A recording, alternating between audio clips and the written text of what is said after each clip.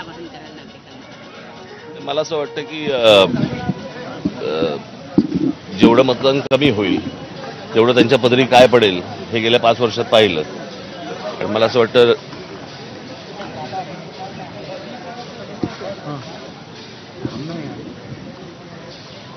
जास्तीत जास्त लोकांनी मतदान करून एक तर मतदान केलं पाहिजे सगळ्यांनी, म्हणजे हा तर विषय आहेच, पण आपलं मत व्यक्त करणं त्यापासून बाजूला हटणं हा काय पर्याय नाही होऊ शकत. मागे होतं थोडेसे साहेब 48 तासामध्ये अनेक नेत्यांवर हल्ले होताना बघायला मिळतात. महाराष्ट्रात असं कधी झालं नव्हतं मतदानाच्या आधी.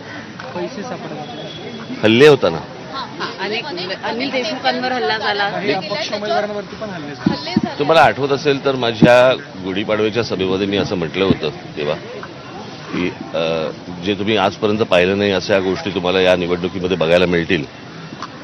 कळलं का? आणि ते बघायला मिळत आहे.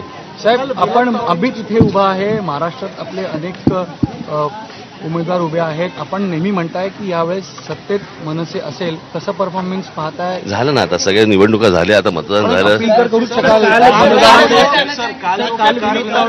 सोबत झाला त्याबद्दल तुम्हाला काय नाही, मला त्याचे डिटेल्स माहित नाहीत. मला भावनिक क्षण होता का अमितजींसाठी आज तुम्ही मतदान केलं? पहिल्यांदा कुटुंबातल्या व्यक्तीसाठी मतदान करत नाही, निश्चितच वेगळा दिवस होता तुमच्यासाठी. माझं मी खूप वेळा मतदान केलंय. अमितसाठी मतदान चांगलं आहे, चांगली गोष्ट आहे. सर, एक वरळीत मनसेचं पत्र व्हायरल होत आहे. शिंदे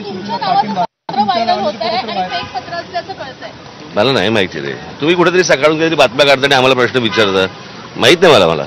चला, शुभेच्छा. तुम्हाला प्रश्न